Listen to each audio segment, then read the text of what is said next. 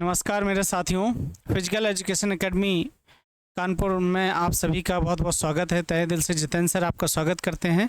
इसी में जो सीरीज़ चल रही थी हमारी एमपी स्पोर्ट्स ऑफिसर 2018 का एग्ज़ाम पेपर है, क्योंकि आपका फ्यूचर में जून में एग्ज़ाम लगा हुआ है, उसी को बेस करके मैं ये चल रहा हूँ, है ना।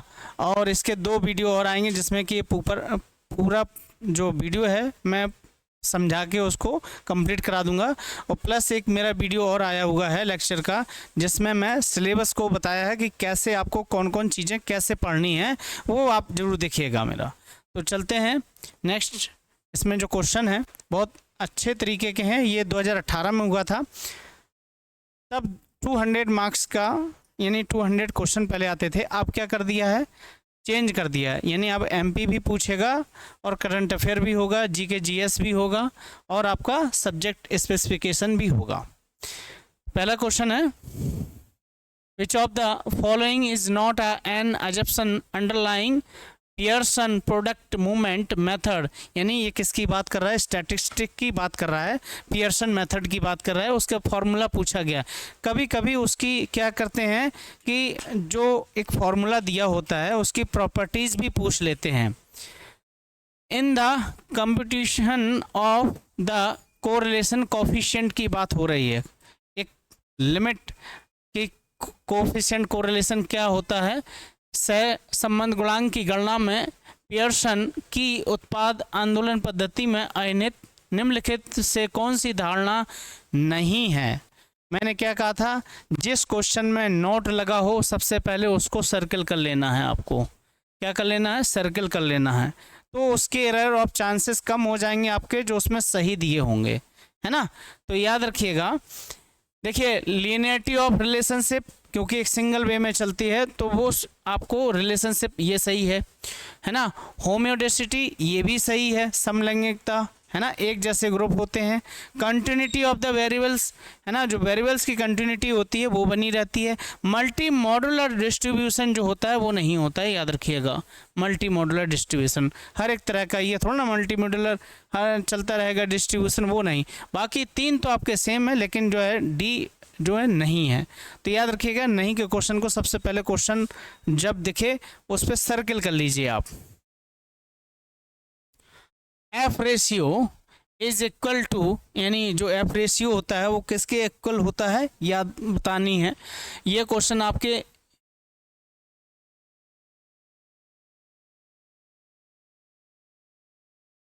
ये जो है यूजीसी नेट में क्वेश्चन बहुत पूछा जाता है। यूजीसी नेट सेम यही ऐसे ही आता है। यूजीसी नेट का आप 2019 वाला पेपर देख लीजिए, 2022 वाला देख लीजिए, उसमें ये क्वेश्चन पूछे गए हैं, है ना। F ratio between group variance with in group variance पहला है, with in group variance between groups. इसमें क्या होता है कि more than 3 group, more than 3 group की बात हो रही है। मोर देन 3 ग्रुप, यानी बास्केटबॉल का ग्रुप हो गया, फुटबॉल का हो गया, एक हॉकी का ग्रुप हो गया, यानी उनके बीच में कंपैरिजन की बात हो रही है। इसी को हम एफ रेशियो बोलते हैं, याद रखिएगा, है ना। बिटवीन ग्रुप वेरिएंस या विद इन ग्रुप वेरिएंस या सम ऑफ स्क्वायर या ग्रुप ऑफ सम स्क्वायर के बीच में बताना है। एफ रेशियो अनुपात है किसके बराबर है, समूह के बीच की भिन्नता, समूह के भीतर भिन्नता, समूह विचरण के बीच या समूह के भीतर के वर्ग का योग, ये आपको बताना है। मैंने बोला ना, ये मोस्ट इंपॉर्टेंट क्वेश्चन है। हो सकता है आपको 2000 आपका जो क्वेश्चन पेपर आने वाला है उसमें भी ये पूछा जा सकता है ना। तो याद रखिएगा, जब बात होगी एफ रेशियो की तो बिटवीन ग्रुप वेरिएंस और विद इन ग्रुप की बात होगी। बिटवीन मैंने क्या किया, 3 ग्रुप आपने लिए, ये 3 ग्रुप हो गए आपके ए बी सी, ठीक, ये 3 ग्रुप हो गए, उन्हीं के बारे में आपको बताना है। देखिए, एक मैं और आपको बता दूं, जो भी स्टूडेंट अभी भी चांस है आपके पास, अभी भी कुछ नहीं बिगड़ा है, ये मेरा नंबर है। अभी भी आप अगर जुड़ना चाहते हैं, है ना, मैं मई में मॉक टेस्ट सीरीज शुरू करूंगा 50 मार्क्स का।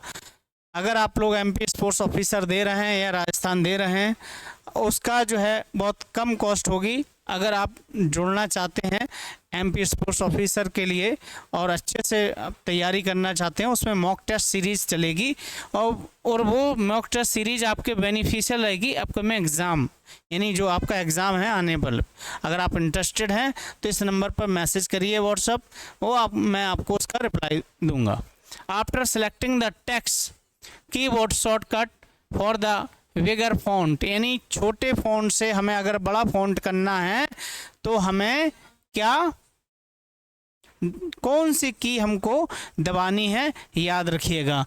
ये जब भी आप लैपटॉप पे काम करते हैं तो इस चीज़ों को, शॉर्टकट की को ना आपको याद करने का तरीका पता होना चाहिए, है ना। तो जैसे ये जब फॉन्ट की बड़ाई करनी तो क्या होगा, control plus shift plus arrow, है ना, ये याद रखिएगा। चलिए नेक्स्ट है the positive square root of average, the positive square root of positive the average of the squares deviation of all square from the their mean is known as, यानी सभी अंकों के उनके माध्य से वर्ग में विचलन के औसत का धनात्मक वर्गमूल कहलाता है। ये बहुत इंपॉर्टेंट है। Mean deviation, quarterly deviation, standard deviation या कोफिशिएंट डेविएशन, ये आपको बताना है कौन सा कहलाता है। जब मीन की बात आ जाती है तो भैया कौन हो गया आपका, जब मीन की बात आई है ना, सब पॉजिटिव स्कोर की बात आ गई तो कौन सा हो गया आपका, स्टैंडर्ड डेविएशन की बात हो गई। किसकी बात हो गई, स्टैंडर्ड डेविएशन की, है ना, याद रखिएगा। ठीक है, क्या याद रखेंगे, स्टैंडर्ड डेविएशन की बात हो गई। ठीक, किसकी बात हो गई, स्टैंडर्ड डेविएशन की बात हो गई। चलिए नेक्स्ट है in positively skewed distribution mean median mode are related, ये बहुत इंपॉर्टेंट है। स्टैटिक्स की जो बुक है उसको अच्छे से आप, जो इस तरह के क्वेश्चन हैं उनको पुराने पेपरों से आप देखिए, समझिए और करिए ज़रूर सॉल्व, है ना। सकारात्मक रूप से विषम वितरण में माध्यिका बहुलक इस प्रकार से हैं। देखिए मेरे साथी जो यूट्यूब पे मेरा इंतज़ार कर रहे हैं लाइव का, मैं बता दूं बहुत जल्दी, मैं बस ये थोड़ा सा इस हाथ का बस हो जाए, इसके बाद मैं लाइव क्लासेस शुरू कर दूंगा। Mean median mode, mean is equal to median median mode mean या मीडियन मीन मोड, है ना। अब आपको क्या बताना है कि इसके जो पॉजिटिव रिलेशनशिप है वो क्या होता है, ये बताने हैं। इक्वल टू डिस्ट्रीब्यूट करने का काम इसका, तो आप बताएंगे क्या, मोड, ये यूजीसी नेट में क्वेश्चन बहुत पूछा गया है, बहुत पूछा जाता है। यूजीसी नेट में पूछा जाता है क्वेश्चन, याद रखिएगा। ठीक, तो ऑप्शन नंबर सी सही है। नेक्स्ट, द पॉइंट ऑफ इनफ्लेक्स और eight normal curve, normal curve की बात आ गई। सामान्य वक्र पर बिंदु पर निम्न होता है क्या, है ना, इस तरह का बेल शेप बना होता है ना नॉर्मल कर्व, याद रखिएगा। इस तरह के, ये माइनस होता है, ये प्लस होता है। ठीक, बेल शेप होता है, याद रखिएगा, है ना। कैसा होता है, बेल शेप होता है ना। तो इसमें क्या होता है, एक स्टैंडर्ड डेविएशन की प्लस की बात होती है। ठीक है ना, हाँ, याद रखिएगा। चलिए नेक्स्ट है in distribution if value kurtosis is greater than 0.0263 then the curve is, है ना, यानी कर्व कौन सा होगा ये उस आपको बताना है। किसी वितरण में यदि क्वोटिस का मान 0.63 से अधिक है तो वक्र कैसा होगा, है ना। वक्र आपको बताना है कि कैसा होगा, तो ये वक्र पता है कैसा होगा, प्लेटिकर्टिक होगा, है ना, प्लेटिकर्टिक होगा, याद रखिएगा, है ना। हाँ चलिए, एक कर्व के बारे में स्टैटिक्स पे जो चीज़ें जैसे आती हैं मैं बताऊंगा ज़रूर। लिपोक्रेटिक, है ना, और आपका कोटोसिस, ये सारे कर्व मैं बताऊंगा जो आपको। Most reliable centre tendency is, है ना, सबसे ज़्यादा रिलायबल केंद्रीय प्रवृत्ति कौन सी होती है, मीन मीडियन मोड या स्टैंडर्ड डेविएशन, तो भैया सबसे ज़्यादा होती है आपकी मीन होती है, याद रखिएगा। क्या होती है? मीन होती है। चलिए नेक्स्ट है, नेक्स्ट देखिए, in normal curve, in normal curve the value of kurtosis is, अगर नॉर्मल कर्व सामान्य वक्र में कोटोसिस का मान है कितना? 0.263, 0.362, 0.632, 0.36, हाँ 326, ठीक। तो सामान्य वक्र में कोटोसिस का मान जो होता है वो 0.263 होता है ना, याद रखिएगा। मान को आपको याद करते हुए चलना पड़ेगा। चलिए नेक्स्ट है, the concept of standard deviation is introduced by, standard deviation को किसने इंट्रोड्यूस किया था? मानक विचलन की अवधारणा किसके द्वारा प्रस्तुत की गई थी? कार्ल पियर्सन, फिशर, स्पियर्समैन या गॉस के द्वारा प्रस्तुत की गई थी। तो ये जो प्रस्तुत की गई थी कार्ल पियर्सन के द्वारा दिया गया था, याद रखिएगा। किसके द्वारा दिया गया था? कार्ल पियर्सन के द्वारा दिया गया था। कुछ ना कुछ पुराने पेपरों से क्वेश्चन जरूर रिपीट होते हैं।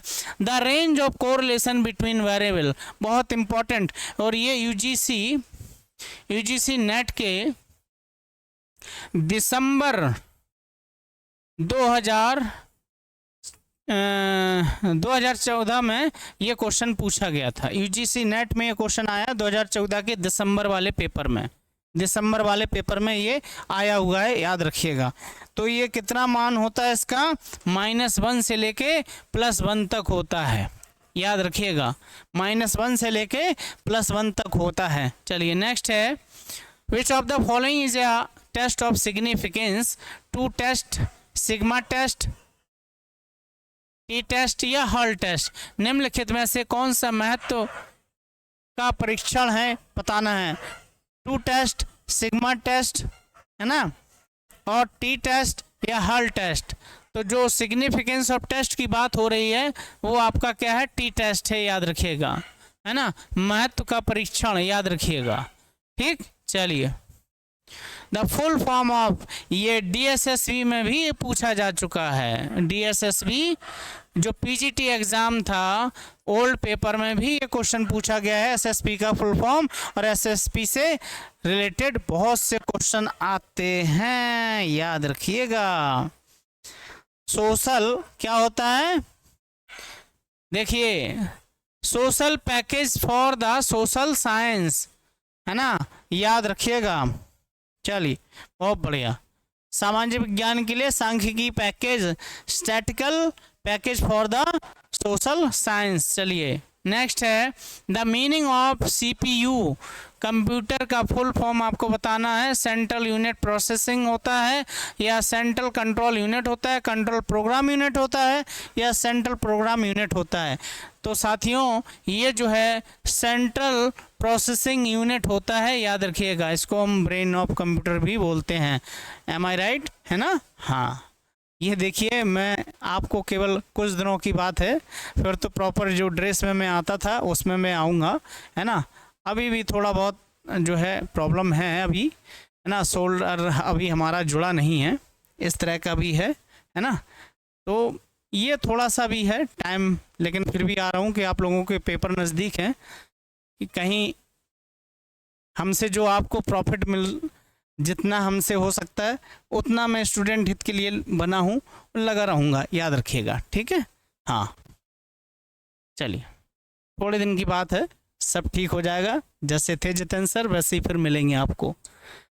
फार्टलेग training is specially use for the development of, fartlek training प्रशिक्षण का उपयोग विशेष रूप से निम्नलिखित के किस विकास के लिए किया जाता है? Speed, endurance, flexibility, coordinative ability, है ना। तो आपको बताना है किसके लिए भैया? एंडोरेंस के लिए किया जाता है, सहन शक्ति।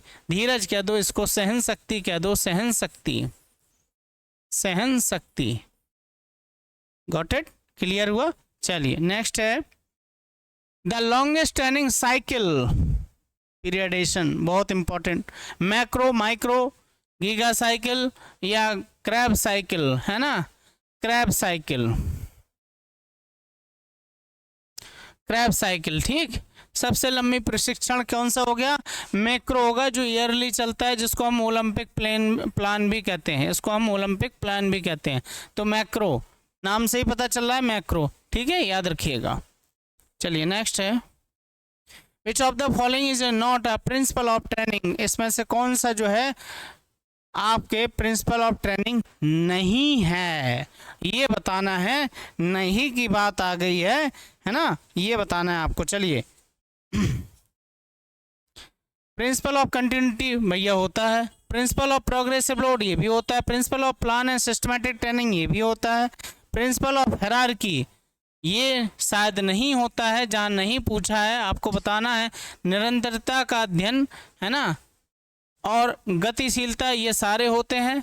योजना विशिष्ट प्रशिक्षण का संस्थान ये भी होता है। पदानुक्रम का सिद्धांत ये नहीं होता है, प्रिंसिपल ऑफ हायरार्की की बात हो रही है, ये नहीं होता है। चलिए static strength is also known एज, स्टैटिक स्ट्रेंथ की बात आ गई। स्टैटिक मतलब कांस्टेंट हो गया, जिसमें मूवमेंट कोई चेंज नहीं होता है, याद रखिएगा। आइसोमेट्रिक, आइसोटोनिक, आइसोकाइनेटिक, आइसोमेटिक है ना, ये डबल हो गया, आइसोमेटिक है ना।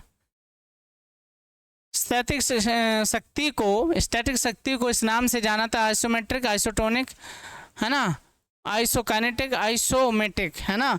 तो इसको हम किसके नाम से जानते हैं, याद रखिएगा, इसको हम जो है आइसोमेट्रिक के नाम से जानते हैं, याद रखिएगा, आइसोमेट्रिक है ना।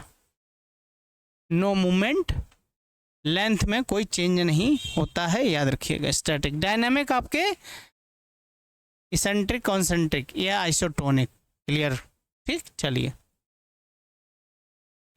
Relative strength is calculate bye minimum strength by divided by body weight, ये मैं कल क्वेश्चन जो है अपने आरपीएससी वाले बच्चों को मैं बता रहा था, स्टूडेंट को है ना, उसमें ये दी हुई हैं।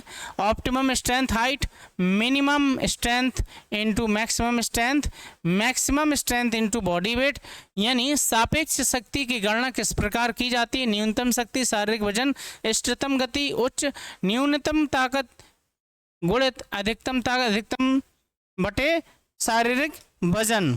तो आपको बताना क्या है कि हम क्या करते हैं कि मैक्सिमम स्ट्रेंथ को हम डिवाइड करते हैं किससे, बॉडी वेट से, याद रखिएगा है ना। मैक्सिमम और रिलेटिव जो है की बात हो रही है, ठीक। चलिए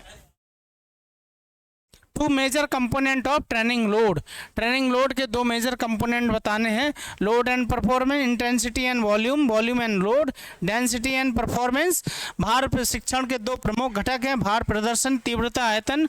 आयतन और भार, घनत्व और प्रदर्शन की बात हो रही है, तो आपकी क्या हो जाएगी, कंपोनेंट जो है आपके इंटेंसिटी और वॉल्यूम की बात होती है, तीव्रता और आयतन की बात होती है, याद रखिएगा, तीव्रता और आयतन की बात होती है। चलिए नेक्स्ट है, ballistic method is used to develop, यानी बैलिस्टिक मेथड, पीएनएफ मेथड भी पूछा गया था केबीएस के 2000 वाले पेपर में। बैलिस्टिक मेथड का उपयोग किस लिए किया जाता है, coordinative ability, endurance, flexibility, reaction time है ना, सामान्य क्षमता, सहन शक्ति, लचीलापन, प्रतिक्रिया। तो किसके लिए किया जाता है, फ्लेक्सिबिलिटी के लिए किया जाता है, याद रखिएगा, फ्लेक्सिबिलिटी के लिए। चलिए the cash prize in club, इसको क्वेश्चन को, पेपर को डिलीट कर दिया गया था, क्वेश्चन को है ना, प्राइज मनी गलत लिखी हुई थी, ये डिलीटेड क्वेश्चन है आयोग के द्वारा, ठीक। चलिए नेक्स्ट है, the cash prize associate by Rajiv Gandhi Khel Ratna award. अब तो मान ले कितनी हो गई, 25 लाख हो गई है न्यू, ये पुराने 18 की बात है, अब कितनी हो गई है, 25 लाख है। और इसको अब हम क्या बोलते हैं, मेजर ध्यान। अब जो आपको पेपर में मिलेगा, जो आपका पेपर होगा उसमें होगा मेजर ध्यानचंद खेल रत्न अवार्ड है ना, खेल रत्न अवार्ड। ये जो है 2021 में अगस्त में इसका नाम चेंज कर दिया गया था राजीव गांधी से, वो मेजर ध्यानचंद खेल रत्न अवार्ड कर दिया। अब कितनी है प्राइज मनी, 25 लाख है, The world of the competition is also known as main competition, training competition, amateur competition, prize money competition. World up जो प्रतियोगिता होती है वो किस नाम से जानी जाती है, याद रखिएगा, है ना। तो जो है वो जानी जाती है आपकी ट्रेनिंग कंपटीशन के नाम से जाना जाता है। किसके नाम से जाना जाता है? ट्रेनिंग कंपटीशन के नाम से जाना जाता है। चलिए, for the improving acceleration ability the load parameter, intensity 70 से 80% या इंटेंसिटी 75 से 85% या इंटेंसिटी 80 से 85%, इंटेंसिटी मैक्सिमम, है ना। तुरंत क्षमता सुधार के लिए कौन सा पैरामीटर होता है ये आपको बताने हैं। तो भैया पैरामीटर की जब बात आएगी तो मैक्सिमम की बात आएगी कि मैक्सिमम से मैक्सिमम कितने सेकंड के लिए, मैक्सिमम स्ट्रेंथ जो है ड्यूरेशन 4 से 6 सेकंड की बात होगी, है ना। देखिए हमारे जो आपको सारी पीडीएफ जो है टेलीग्राम पर आपको फ्री ऑफ कॉस्ट है, उसका कोई वो नहीं है। और ये था हमारा सेशन का लास्ट क्वेश्चन। अभी भी जिनके जो हमारे साथ बैच में ऑफलाइन ऑनलाइन जुड़ना चाहते हैं वो मुझे इस नंबर पर मैसेज करें, है ना। अभी भी देर नहीं हुई है, हमारा यूपी टीजीटी का ऑफलाइन बैच चल रहा है। जो बच्चे रह गए हैं वो आ सकते हैं। इसके बाद जो है मैं उनका रजिस्ट्रेशन नहीं होगा, लेट आएंगे तो मैं सिलेबस उतना आपको बैक से नहीं करा पाऊँगा। तो अभी भी टाइम है, यहाँ हॉस्टल फैसिलिटी बढ़िया है, आप आ सकते हैं, जुड़ सकते हैं, मिल सकते हैं, है ना। और अगर यूपी टीजीटी है, एमपी स्पोर्ट्स ऑफिसर है, बीपीएससी है, किसी भी उससे है, चंडीगढ़, किसी भी आप कंपटीशन की तैयारी करना चाहते हैं वो हमसे आप जुड़ लीजिए। मॉक टेस्ट सीरीज शुरू करूँगा मैं 10 मई के बाद। जो बच्चे जुड़ना चाहते हैं, और यूट्यूब पर आपकी लाइव क्लास बहुत जल्दी ही चलेगी जिसमें कि मैं आपको यूजीसी नेट का और यूपी टीजीटी पीजीटी का मॉक टेस्ट जैसे पहले चलाता था वैसे मैं आपको प्रॉपर ये सारे सब्जेक्ट वाइज कराता रहूँगा। तो इसी के साथ मिलता हूँ मैं अगली वीडियो में। उसके बाद मैं देखता हूँ फिर क्या आगे प्रोसेस है, थोड़ा सा हेल्थ भी मैं ठीक कर लूँ अपनी, है ना। और जल्दी मिलेंगे उसी मुस्कुराहट के साथ। और मेरी आपसे यही एक रिक्वेस्ट है, चैनल पर बने रहिए। जितेंद्र सर यहीं हैं, बने रहेंगे। मैं इस कंडीशन में भी आपके साथ आ रहा हूँ इसीलिए कि ये ना लगे कि सर ने यूट्यूब छोड़ दिया या कराना नहीं चाह रहे हैं, तो नहीं छोड़ेंगे, आप लोगों का सिलेक्शन करा के ही मानेंगे। इसी के साथ मिलते हैं। आप सभी को मेरा जितेंद्र सर का नमस्कार है। जय हिंद एवरीबॉडी, जय हिंद।